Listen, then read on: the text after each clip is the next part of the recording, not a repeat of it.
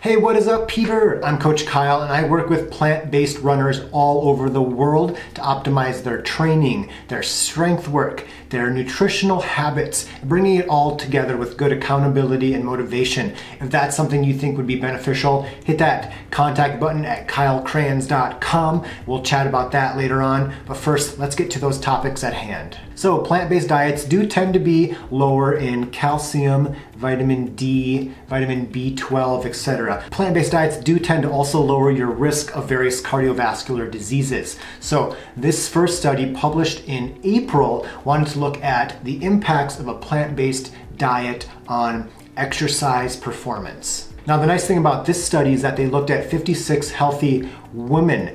Most often you see studies look at males, and this one actually had 56 ladies. Half of the participants were vegans and half were omnivores. The researchers looked at different aspects like body measurements, weight, like probably waist circumference, etc. They did fitness, aerobic, strength testing at baseline and later on in the study duration. So what they found was that the vegans had a higher VO2 max and submaximal endurance on the bike. So they had a higher VO2 max, which is kind of a higher end running when you're pushing it a bit. But they also had better submaximal or an easier effort test on the bike.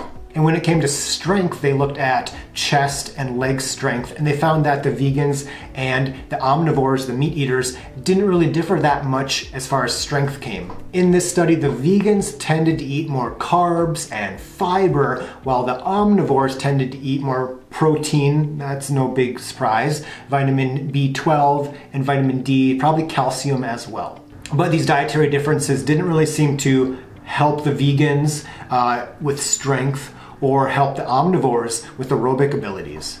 So what I think this means is that if you're a vegan, a vegetarian, if you're a plant-based eater, you don't really need to worry that much about your diet hindering your strength or your aerobic, your endurance capabilities. I would say that I think if this study were to have men, if they were to have males in the study, there might be a difference in strength. I think that is more often the case. And maybe that this type of diet doesn't impact the strength of women as much as it does men. Next up, we have a study looking at plant-based, vegan, vegetarian eating patterns and bone health. This was a 12-week randomized controlled trial published in September of 2020. The format of the study was pretty interesting. They had 150 participants, and they were given diets basically of 70% animal protein, 30% plant protein, 50-50, or 70% plant protein,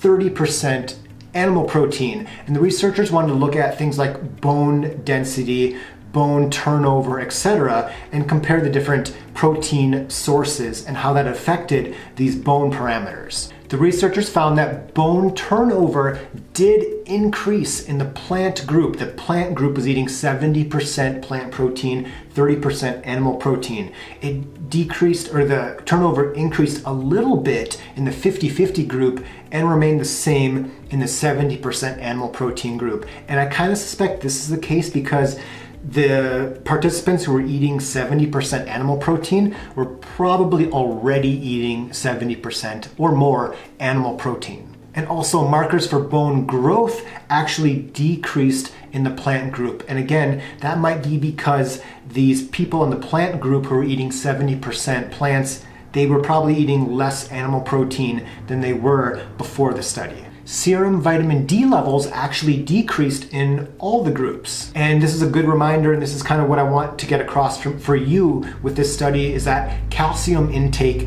decreased as the plant-based protein increased.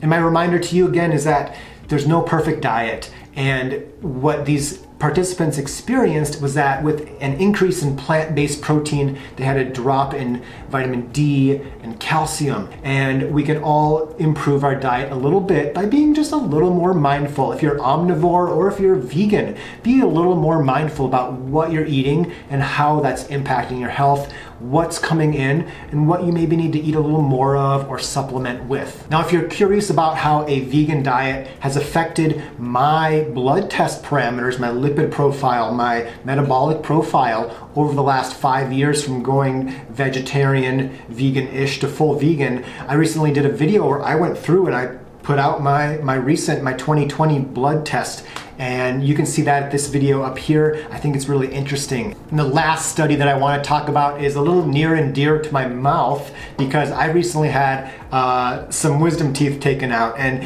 FYI, it's not as bad as you think. This is the first surgery I have ever had. I've never had stitches before. And I had clients that I coached telling me that 2 of them actually said they remember that the dentist actually put their knee up on my client's chest to get that tooth out. 2 people told me that, not the thing to tell somebody before their first surgery. And it was fine. It took 10 minutes to get the 2 teeth out. But this study that I want to talk about here for you, the last one, looked at vegan, vegetarian diets and bone health, cavities, tooth erosion, etc. And so let's kind of look at what the literature review found. It was a meta-analysis of 18 studies comparing bone health and patterns between vegetarians and non-vegetarians. The researchers looked at number of natural teeth left. I'm -2. Thankfully, they can leave they said they'd leave the other 2. Cavities and erosion of the teeth. The researchers found there was higher rates of dental erosion among the vegetarians, but lowered decayed, missing, or filled teeth in those vegetarians. 2 studies found no difference, and 3 studies found higher rates of cavities among the vegetarians. The number of natural teeth couldn't be meta-analyzed. There wasn't enough data. The number of natural teeth in this meta-analysis was mixed. There wasn't great information, so the researchers couldn't give a concrete result for this. But among vegetarians compared to omnivores, there might be a slightly higher risk of dental erosion. And it's just a good reminder to brush and floss your teeth, people. So the conclusion was basically more data needs to be analyzed. That's almost always, I feel like that's always the result of a study or a meta-analysis. But again, this is maybe a reminder that, kind of like the first study I talked about, that your diet, being a vegetarian or vegan, might not or doesn't necessarily limit, your exercise performance, but also your tooth health. So that's all I got for today. I hope you found those interesting. If you have any questions or comments on either of these, please leave a comment below and check out some of the videos coming up after the end screen. So that's all I got for today. Give this video a like, a thumbs up if you found it helpful. It helps with the algorithm. It helps other plant-based runners find this video to help them out. Hit that subscribe button if you want notifications of future videos just like this one. And coming up in a few seconds will be more video suggestions with more research that I picked out just for you that I think you'll find helpful. So thanks for watching. I hope you have a great day. And don't forget, plant-based runners, unite!